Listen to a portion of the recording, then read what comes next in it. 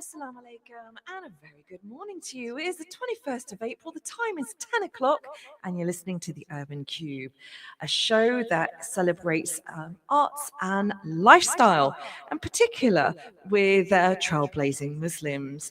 And the show today is live and direct from Inspire FM, and we're going out to the wonderful people in Luton, surrounding areas, Peterborough Slam Radio, and Sheffield's Link FM. I hope you are well, warm, and winning wherever you're listening in from today. It is Bank Holiday Monday. It's been a bit of a long weekend. I hope you've had a restful break and you're having a great start to your morning as well. As always, it's an absolute pleasure to be in your company, folks, keeping you informed, entertained, and inspired on Inspire FM. Now, today's show is no exception. I am joined by an absolutely wonderful guest who's going to be talking to us about science and gravity. Yes, today's show is going to be very unique and a special one because my guest is somebody who's a bit of a trailblazer. Now, I always get excited when I'm actually sharing exclusive interviews, and today is an exclusive. I think this young lady is going to be making history on my show today. So I'm very excited about introducing her to you today. Now, I'm going to give you a bit of a clue. She's actually a Muslim team lead in a European Space Agency supported project. How exciting is that? So do not go away, folks. You can actually see who she is on our Facebook page, which is Inspire FM Facebook. She's waving to the camera right now. You are very welcome to leave any comments, any questions regarding today's show. It's on 07779 481 822. And I am sure you're going to have lots of questions. Today's show is definitely going to be a great one for any budding scientists out there. And my guest today is no other than Mariam Huq. Now, Mariam Huq is a vestibular neuroscience PhD student. Okay, I'm going to repeat that just in case I've not said it correctly. She's a no, you're going to have to help me, Mariam. Assalamu alaikum. Walaikum assalam. No, thank you for having me on the show. It's vestibular neuroscience. You did amazing, you. Thank you so very much. It's an absolute treat to have you on the show today, and I'm really excited to be in your company because for me, this is quite exciting to be with somebody who is not only an academic of your caliber, but also is a project lead, team lead in a European Space Agency supported project. Now, that is like amazing. So congratulations on that. Before we commence, I'm going to actually share your background with our listeners today, and then we're going to go into interviewing you. So Mariam is a second-year PhD student at Birkbeck, University of London, specializing in vestibular neuroscience. Her research focuses on how gravity influences human behavior, with a particular interest in combining neuroscience techniques with space research methods. So far, her work has explored the impact of altered gravity on perceptual experiences. Currently, Mariam is the team lead for a project supported by the European Space Agency, ESA, called VSTARS.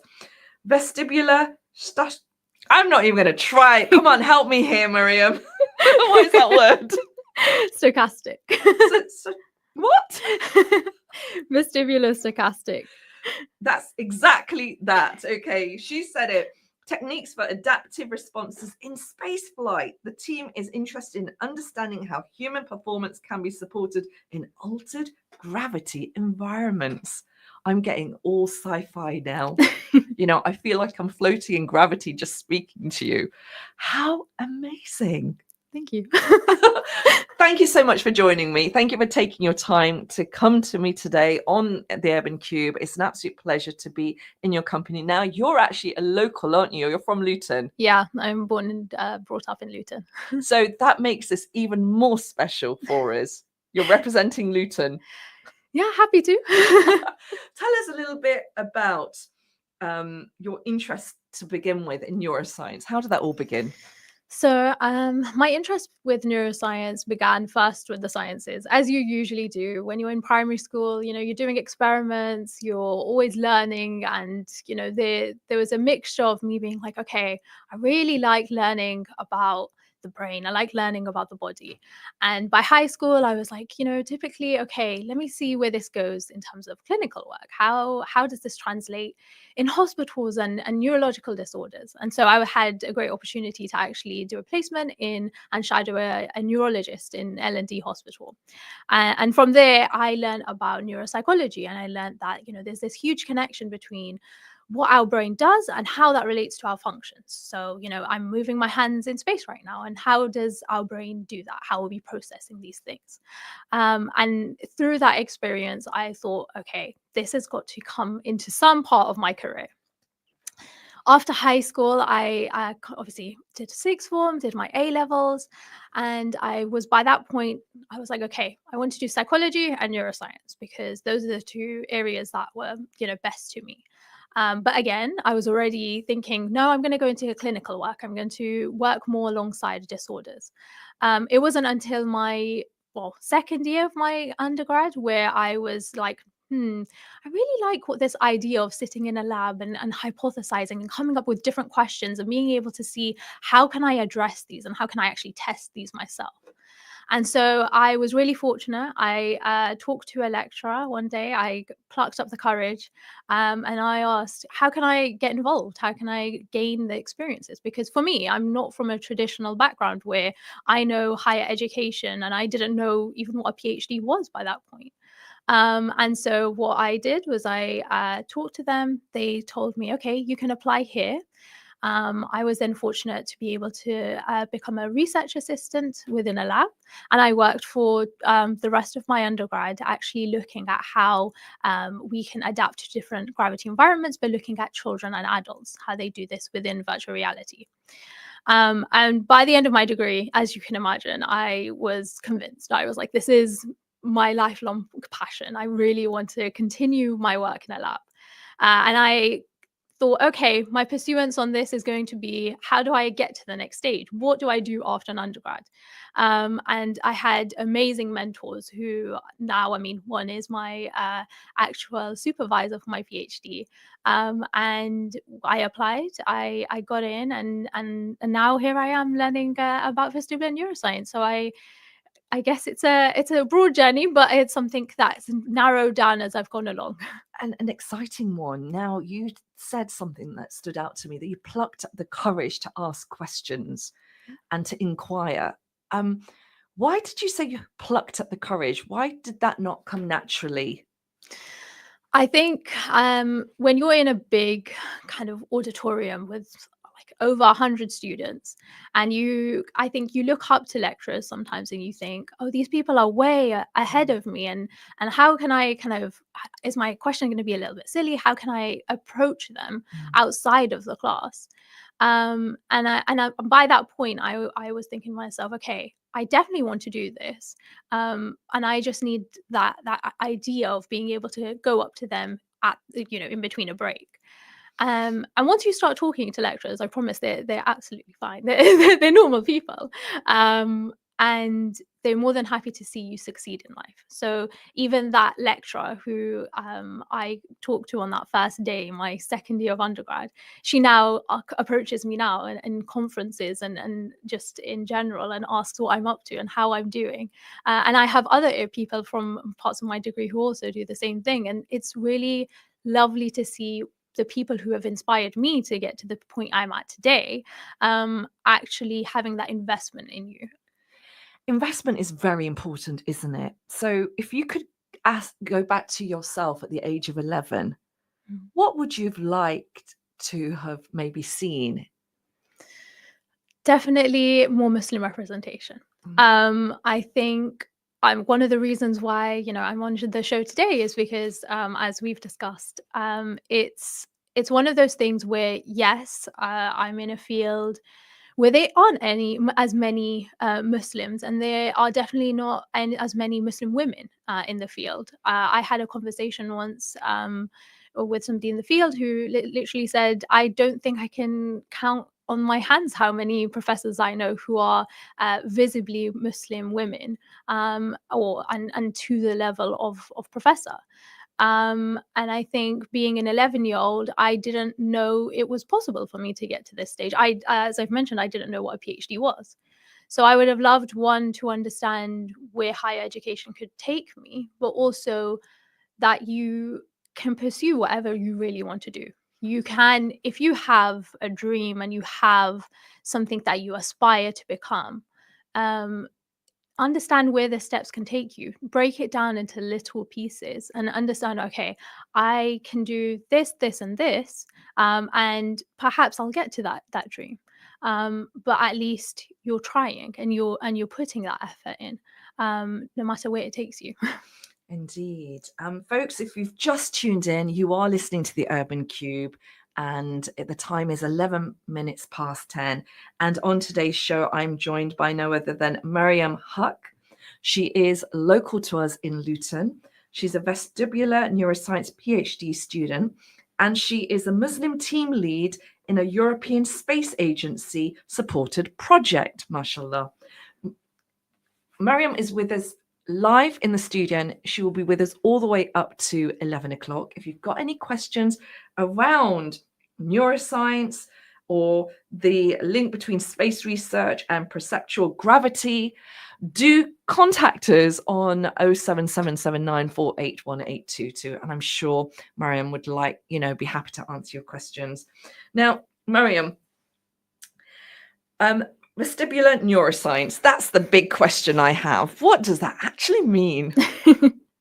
So vestibular neuroscience is a very niche subsection and of neuroscience, and it looks to understand how our brain and our inner ear combine functions to understand how we move in space, how we balance, how we keep ourselves upright. And to do this, we are detecting continuous information. And this goes through our inner ear through very specific components. And it detects both linear and gravitational accelerations. And so these gravitational accelerations are what I'm most interested in, because on Earth, we have this very specific gravity that we all know. And it's what keeps us, like I've said, upright.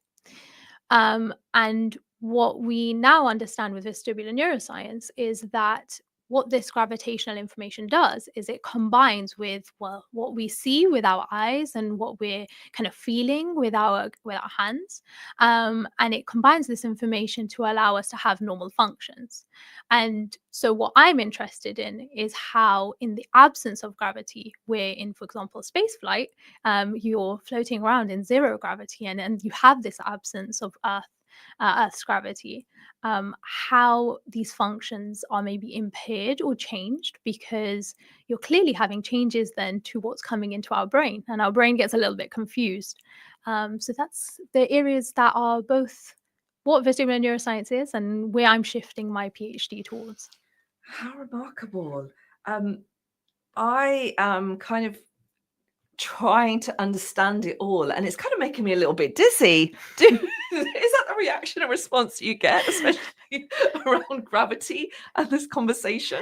Absolutely. I mean, one of the things that I find incredibly interesting is because I'm both in the field of psychology and neuroscience, both from psychology and neuroscience, you have people saying to me, well, what is that? I have professors approach me who are like, tell me more. I have a project called Luminous Dancing Fairies. And as you can imagine, scientists often go past my poster sometimes and are often like, hold on a second. And they do like a double take. And it's the funniest thing to see, but it brings people along, and it's what I like to do. I really like what you've just said. It brings people along. It brings people together to question. And as an academic, as somebody who's doing PhD research, you're always questioning, you're always looking for the answer, you're always looking for formulas. So have you always been this curious? Were you like this as a child?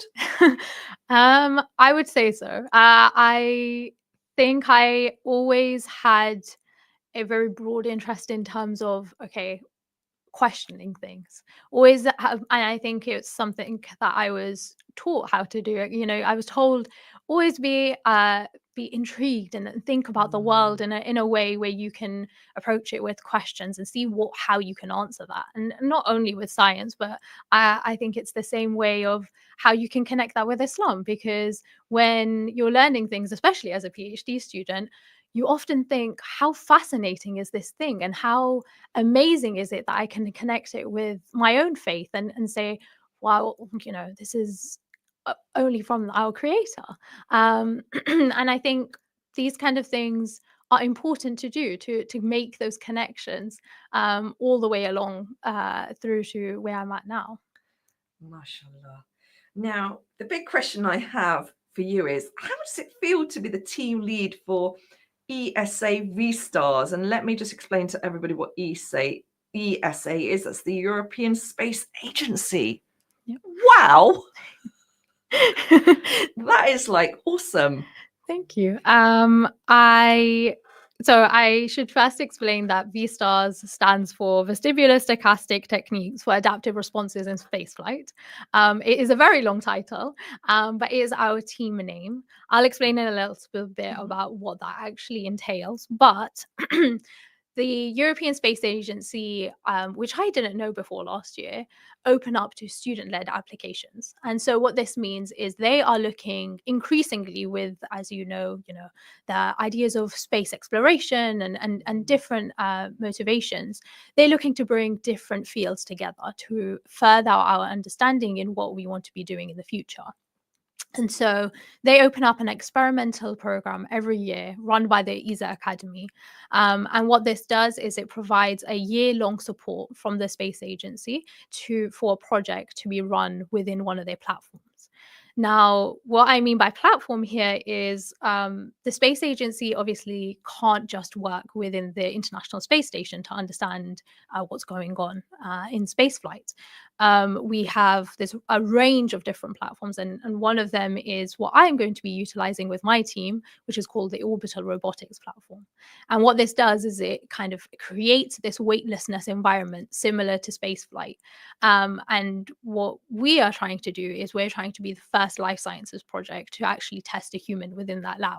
So traditionally, I'm not sure if anyone who's listening has seen, but there are, you know, robotic arms and lots of different, you know, areas that they're trying to autonomize space flight so that it's, you know, it's something that's controlled and something that's easier to work with, especially when we need longer haul flights. And so they use those labs to kind of test these products out. For us, we were interested to hear that astronauts are actually trained within these labs, because if you've got an environment that creates this weightlessness environment, astronauts can then, you know, move off the walls and kind of create this kind of environment where are, you know, experiencing what they will be. And we wanted to see how we could test human function and within that area. And this is where the program now allows us to do so. Wow, exciting stuff. So I bet everybody's curious to ask, have you ever wanted to be an astronaut? I think everyone does at one point. Now I think it's interesting to always hear, but I don't think I would want to be now.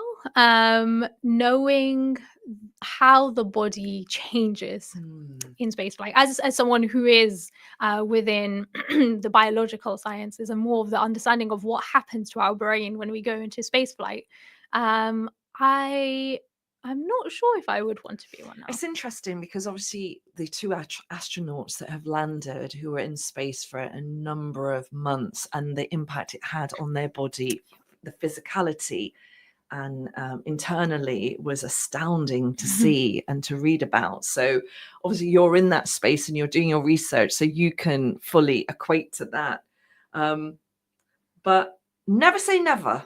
Never say never. That's what I would like to present. But I want to ask you, are you the first hijabi in this position of research? I'm not sure if I am the first hijabi, but what I can comment on is when we were first accepted into the program, We were, invited to go along to the Netherlands to the actual laboratory facilities for our engineering training. And all of the teams that were accepted onto the program were invited, and this was in total, I think, around 3 or 4. And going into that room and walking in, you already have an expectation being, I think, a woman in the science field, and I am proud to say that our whole team are a team of women, including our 2 supervisors, and so we already make up a very small minority. But then walking into that room and seeing, I'm not only the only hijabi in this room, but I'm also, I think, the only one or 2 other people being the only minority in this room. And that in itself brings about an area where it brings about conversation, because the European Space Agency, going into this, it was actually the week before Ramadan. And it was one of those moments where I understood, okay, I need to have a conversation. And this is where we need to say, okay, where can I, for example, pray during the day? Can you please tell me, what are, dietary requirements, all these kinds of things, being open to talk about these things, and then them also being incredibly happy to have conversations about diversity and how we can bring about more Muslims into the field and Muslim women into the field. Because if you have one type of person, how are you going to create all of these ideas and questions when you have a huge diverse population, where there could be so much more brought in? So much more interesting, because we're not all homogenous, are we? We're all so very, very different. And, more ideas to the table. I think that's what it should always be. So would you say there were any barriers then for you as a visible hijabi in the sector?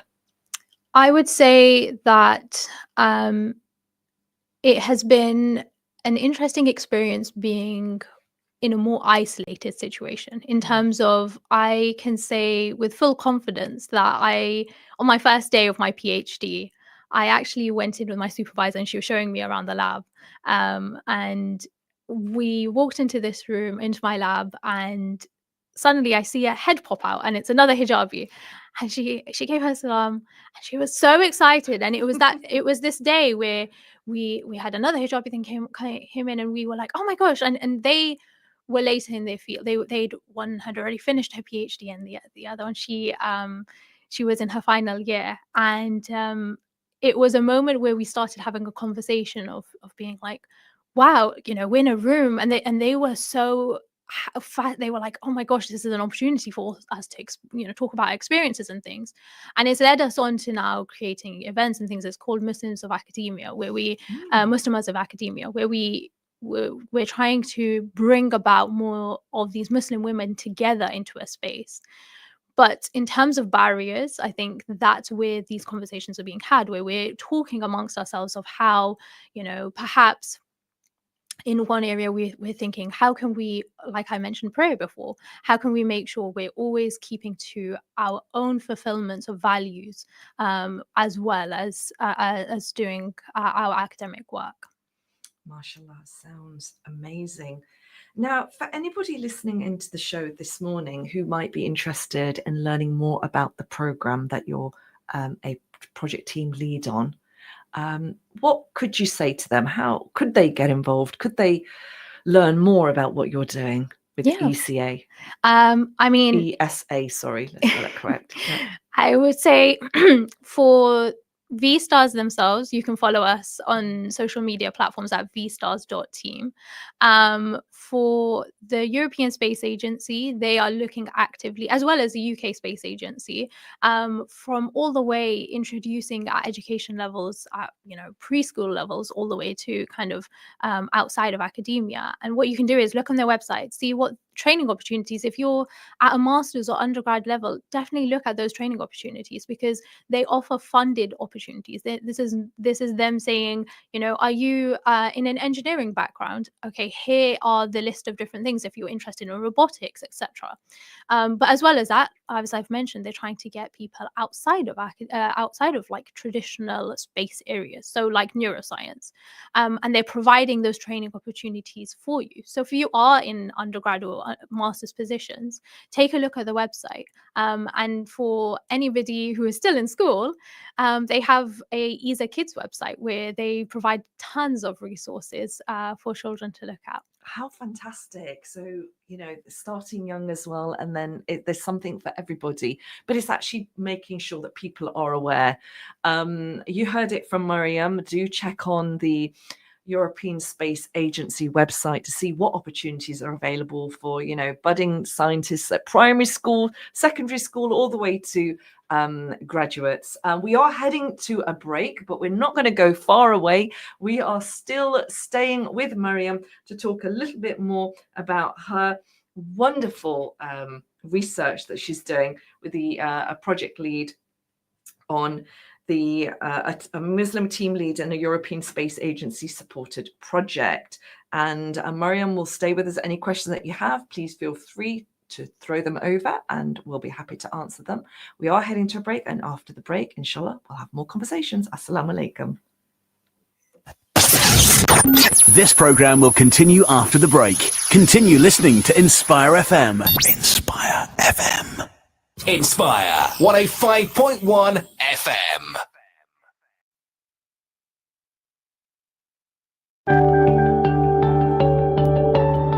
आजकल आपके दरवाजे पर मुख्तलिफ चीजें फरोख्त करने के बहाने और मुख्तलिफ कंपनियों का नाम इस्तेमाल करके चोर आपके घर के अंदर दाखिल होने की कोशिश करते हैं।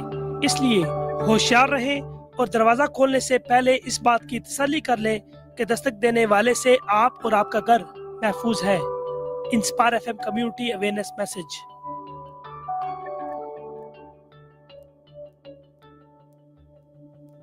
Greystone Solicitors are committed to protecting your rights and fighting your corner to ensure you get the best possible results. Specialising in immigration matters, employment issues, family matters, personal injury, medical negligence, civil litigation and housing. Need help with your immigration problem? Greystone Solicitors provide free immigration drop-in clinics every Friday. Call Greystone Solicitors today on 01582 343 453 or visit us at 275 Dunstable Road, Luton, LU4 8BS and begin your journey towards justice today. Hey everybody, Assalamu alaikum. This is Moses the Comic, and I'm hanging out with Inspire FM on 105.1, radio for the community, by the community. So you make sure you support them.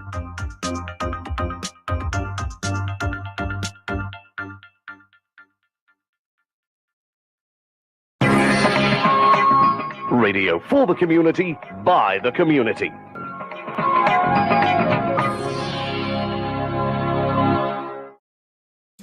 Biscott Pharmacy, your one-stop health and beauty pharmacy in Luton, stockist of over 8,000 health and beauty products. At Biscott Pharmacy, we offer a range of services, including health advice and repeat prescriptions for collection and delivery to your home. We also offer a Hajj and Umrah vaccination. Come in and see us and ask about our stop smoking service. We're open 7 days a week till late, including bank holidays. Biscott Pharmacy, 157A Biscott Road, Luton. Call 457709. Gems and jewels, wise sayings, interesting events, and moral lessons from Islamic history. Magnanimity. Ar-Rabi'atul Ra'i said, magnanimity consists of 6 characteristics, 3 as regards to when one is at home, and 3 as regards to when one is on a journey. As for when one is on a journey, spending from one's provisions, good manners, and pleasantry with one's companions.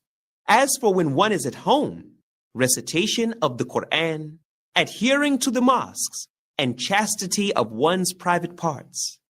Umar radiyallahu anhu said, there are 2 kinds of magnanimity, the outward kind and the inward kind. The outward kind is maintaining a good appearance, and the inward kind is chastity. होशियार रहें। कुछ लोगों ने fraud का एक नया तरीका अपना लिया है। वो आपके घरों पर इंस्पायर एफएम और दीगर चैरिटीज के नाम पर चंदा मांगने आते हैं। इनको कुछ भी देने से पहले इनका आईडी कार्ड या फिर इस चैरिटी से राब्ता करके तसल्ली कर लें कि कहीं आप गलत शख्स को रकम तो नहीं दे रहे। Inspire FM community awareness message.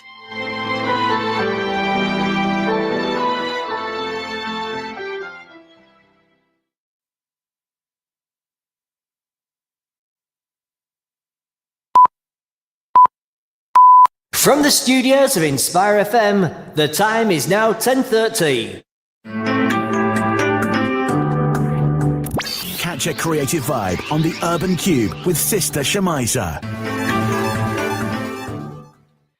Assalamu alaikum and a very good morning to you. It is 10:30, 21st of April, and you're listening to the Urban Cube show with me, Shamiza, taking you all the way up to 11 o'clock on the second part of the show.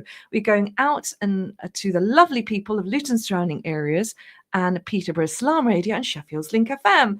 And if anybody's watching us on Facebook Live, you get to see our wonderful guest in the studio. It is no other than the very talented Mariam Huck.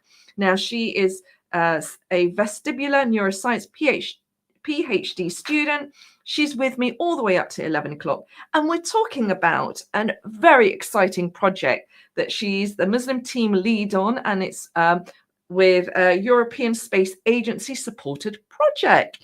Absolute pleasure to have you in the studio on Earth. Very steady and secure. What's absolutely fascinating is just listening in, just recalling some of the conversation that I've had with you. If anybody's missed this conversation, you can listen back to the Facebook live feed or go back on our listen back service as well.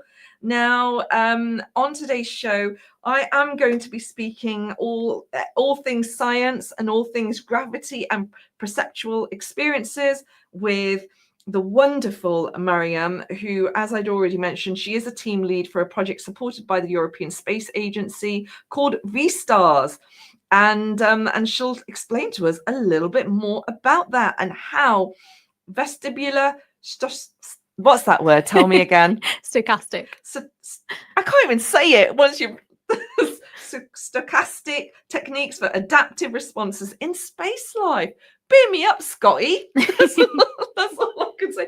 How fascinating. I'm so intrigued by this, and I feel quite starry-eyed talking to you. Thank you so very much for staying with us, and thank you for giving me your time today on Bank Holiday Monday. Now, if you weren't on the show today, Mariam, what would you be doing on Bank Holiday Monday? Oh. Shall we be honest? I think probably taking the rest. having a home day. A home day. And what would a home day include? Oh, it depends on the type of home day, but definitely spending time with my sister. That's so sweet. So scientists and academics, they don't ever switch off, I don't think. They're always finding some formula somewhere hidden away. Do you ever do experiments on your siblings and so forth? I have tried to convince my sister to come in to the lab. Unfortunately, I do use different stimulation techniques, so I can't just like zap them at home. But yeah, I'm yet to get her into the lab. Fabulous. Now, I want to ask you, what does your project entail exactly? What is it that you're wanting to achieve from it? So V-Stars is looking to understand how, so I've mentioned before that vestibular neuroscience helps inform us, and our vestibular system informs us of gravitational information. And so together, this helps us with the concept of verticality. So understanding what is up from down. Now on Earth, I think if I showed you a line and it was pretty straight, you would be able to tell me, yeah, that's a vertical line. And if I showed you a tilted line, you'd be able to tell me, no, that's tilted. In space, what we're finding is, as you can imagine, when you have an absence of gravity, there's an impairment to this ability to detect what is up from down. And so what we want to do is we want to understand, one, how can this be improved? So we want to use something called the word being stochastic resonance to apply something called, it's applying noise through a stimulation device. Now, what I mean by this is we apply electrodes to the backs of participants' ears, and we allow for this electrical stimulation. It does no harm, I promise. And we apply a specific waveform that is very, very little, so that what we can do is boost sensory signals in the brain. And so, as I've mentioned before, we have all of this combination of different information coming into our system. And so the brain then is then able to, well, we're theorizing that it'll be able to differentiate between this up from down signaling. And so what we hope to do is the European Space Agency have provided this platform which induces weightlessness. So we'll have a participant sit down onto the platform. The platform will have these movements that reflect what spaceflight is really like. And so we have exactly what astronauts should be experiencing in space. And we will apply the stimulation technique and have them put on a virtual reality headset. And within the virtual reality headset, they'll then complete a task which will have these simple lines, vertical or tilted. And they'll just simply be asked, can you tell us which is which? And so what we hope to see is that when the stimulation is applied, they have an improved performance. Now, for us, this has a range of applications. One, it improves our understanding of the science within vestibular neuroscience, and it tells us a little bit about what our brain is doing in processing.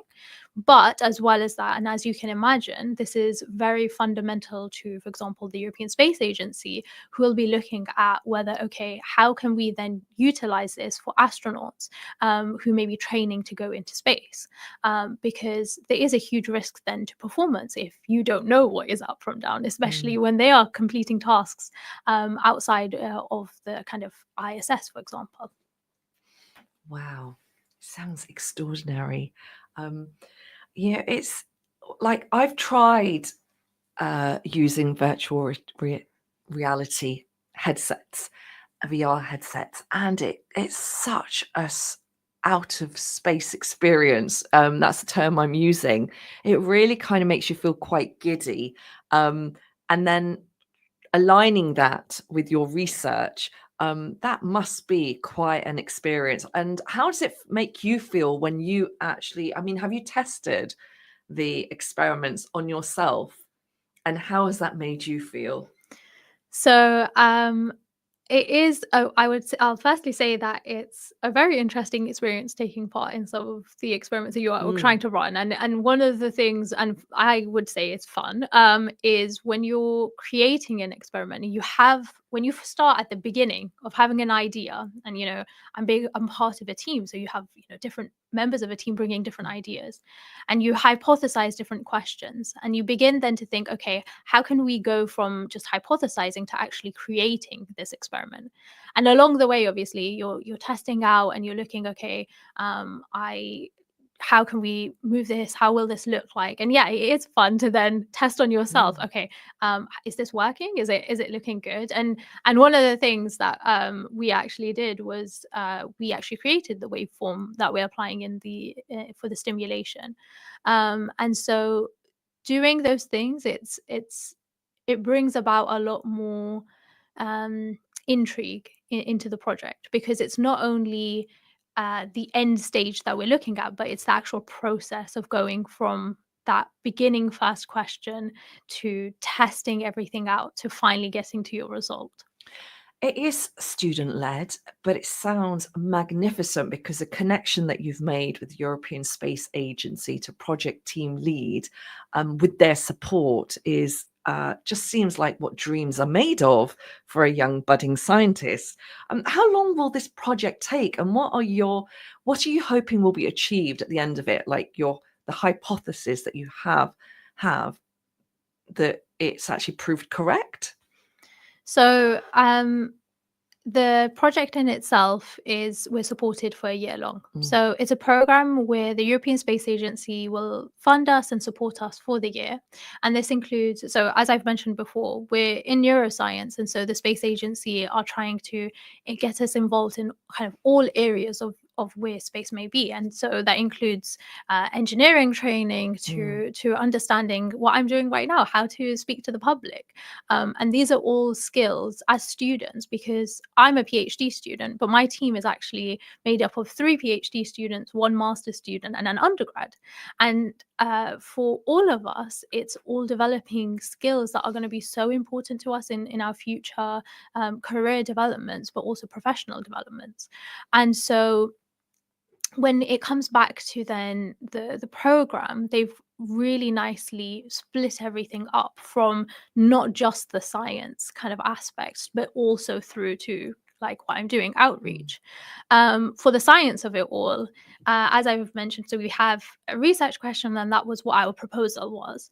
From there, we've now had our training, and we're doing something called pilot testing. So this is where what you were mentioning, have you tested it on yourselves? We're actually testing with participants, but you're test piloting. So this is where you have your task, you think it might be okay, but we're looking at baseline. So we're looking at, okay, is this truly working the way we think it's going to work?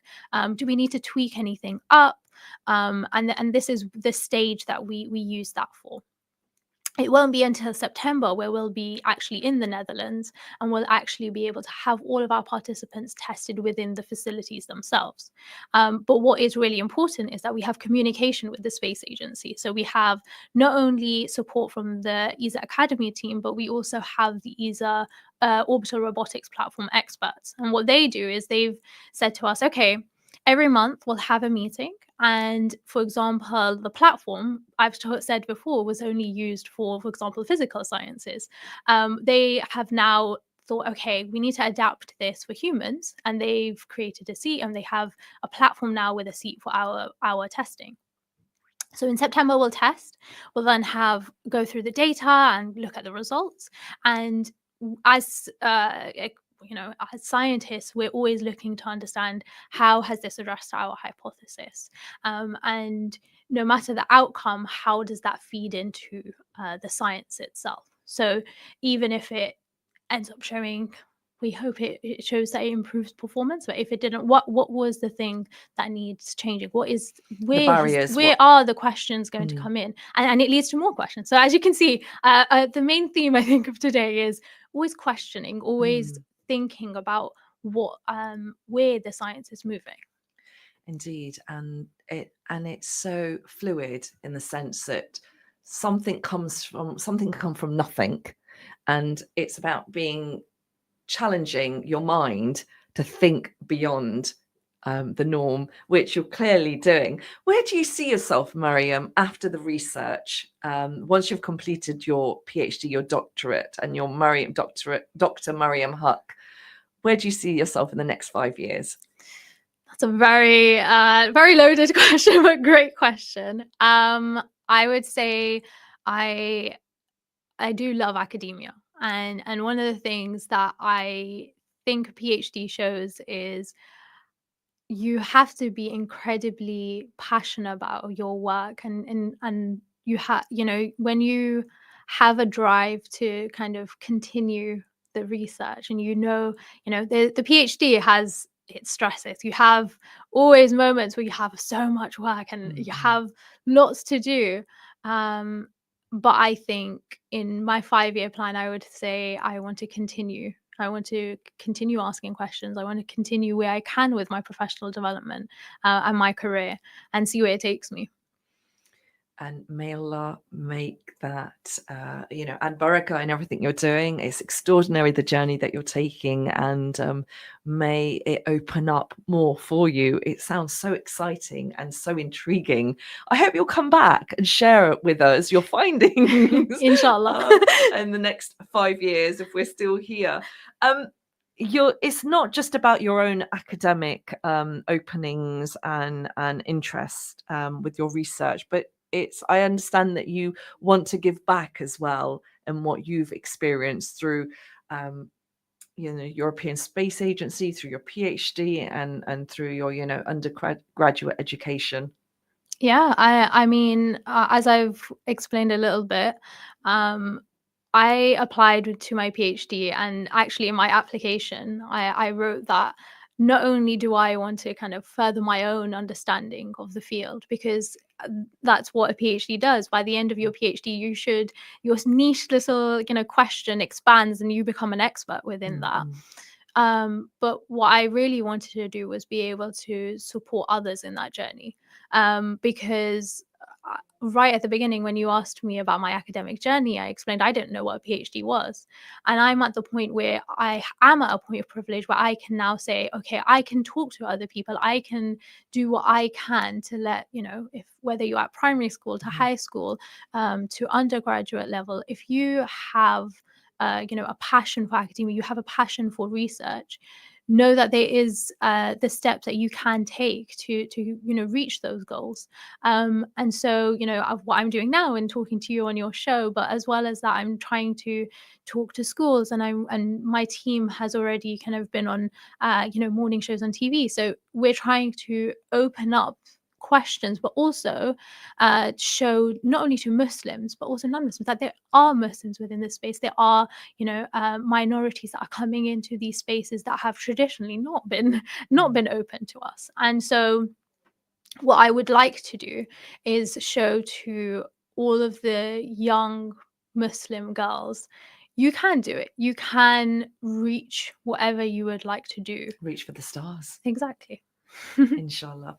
Are there any schools across Luton that you might be doing talks at? Is that something that you foresee yourself doing? Yeah, I'm currently in talks with Bushmead Primary School, and we are looking to help in terms of maybe creating an assembly or talking to classes within like year 5 and year 6, because we understand that these are the years where you're finishing your SATs and you're going on to high school. So what are the next steps that you can do? And I think it's a brilliant way of inspiring, engaging, and opening minds, hearts, and doors for young people. Because would you have loved to have seen that yourself at the age of 11? Of course, absolutely. I think that was one of the things that I wish I had more to see when I was 11 years old. And who were your role models whilst you were growing up? I would say my biggest role models have to be, well, firstly, I have to say my mom, because my mom is who brought me up. So you always have to remember these people and remember your family. But as well as that, I would say that a huge inspiration also comes from Islamic stories. And I think somebody who inspired me was Khadija radiallahu anhu, because you always have this core understanding of her being this businesswoman. She was her own person. And I think that independence always spoke to me. And so, yeah, if those, I'll say those are my two right now. Beautiful. I want to ask you, how does your faith play a part in your life? A huge part. I don't think it would be, I would say that at every point of my life, I have always said that everything comes from Allah. And whether that is, I wanted to go into a PhD, if by Allah's will, but it's only going to happen if it is meant to happen for me. And so whether it comes to acceptances or rejections, whether it's good or bad, you have to always remember where that is coming from. And to have that at every point of your, everyday life, I think that drive allows you to have ease in that journey, because through the hardships and through the goodness, you can allow that. Have you ever looked into Muslim history and discovered scientists or astrologers that might have inspired you? I think it's really interesting, because I think as soon as you said that question, I remembered when I was in primary school, there was actually a exhibition at the Science Museum on the amazing scientists and the history of Islam within that. And I haven't got particular ones, but I do remember thinking, wow, it's extraordinary how broad the Islamic, how it did the different areas that it delved into, and how you had so many scientists coming from different regions of the world, but incorporating their Islamic ideas with their knowledge and allowing that to drive, just as I try to do with my own PhD today. Mashallah. What connection does Islam have with space and gravity and the galaxies? That's a very good question. I haven't delved as much into that, and I think that's something that I would like to learn more about. But I think with everything I do, as I've said, you always have to remember who created it all, right? Because even when I think about tiny structures within the inner ear and how complex and how they connect with our brain, and all of these cortical activities that I'm learning about, it's about who created that, who was the ultimate designer of that. And when then you relate that to space and the galaxies, and I'm talking about gravity again, these complex ideas of forces and things will come back to my idea of faith, and my vision of, obviously, my understanding is within Islam. Indeed. There's a surah in Surah Rahman, then which of your Lord's favors will you deny? That always comes to mind, with the emphasis on the numerous blessings bestowed upon humanity, upon us, and this extraordinary landscape that the Almighty has graced us. It's just mind-boggling, and the fact that you're in a space that you don't take that for granted, because you are evaluating, assessing every molecule from this lens that you've been gifted. Alhamdulillah. Whereas, like, we take life for granted. We just see everything as quite mundane and monotonous. Before your research began, and now that you're in the middle of your research on this project, has your view of the world changed? I think it definitely has evolved into something of me being like, wow, from the smallest tiny, I think it's always in the Quran talked about how from the smallest of atoms, right? It's the weight of an atom, and always talking about how the tiniest thing to the biggest and most vast of our universe, understanding these different intricacies, that's been the biggest areas Indeed. of inspiration. Inspiration is what you are. You're inspirational. Thank you so very much for joining us on the show today. Now, if anybody wanted to connect with you, Mariam, about science, about PhD research, or just the European Space Agency, do you have any social handles that they could connect with you? You can find me on LinkedIn at Mariam Hack. You can also, if you have specific questions about the actual team in itself, you can come at vstars.team, and we're on Instagram, we're on LinkedIn. We are continuously updating it, but we're also, happy to answer questions from budding scientists, and to, help people on their journey too. What would you say to anybody listening in, especially like young budding scientists, as you've mentioned, around science? It's an area that has a mixed reception. Are there careers in science? Is this an area that we should encourage our young people to venture towards, apart from being a doctor or a dentist? There's nothing wrong with those careers, or law, but science. Absolutely. I think what needs to be understood, and what I didn't really know, is how interdisciplinary research and the areas within science have become. So, as I've already mentioned, that working within the European Space Agency, I might have a background in psychology and neuroscience, but I am now delving into areas of engineering that I didn't know before, where I'm talking and actively working with people from different areas. And within my team in itself, we are neuroscientists, but we also have the master student who's actually an astrobiologist.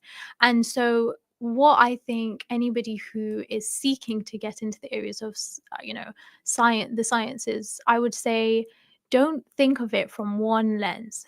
If you feel that you have different areas of science that you are interested in, think about whether there's interactions, whether there's, areas that they could be combined. Because in so many ways, I didn't think that was possible. And now I'm in an area where I work with very different people from different backgrounds.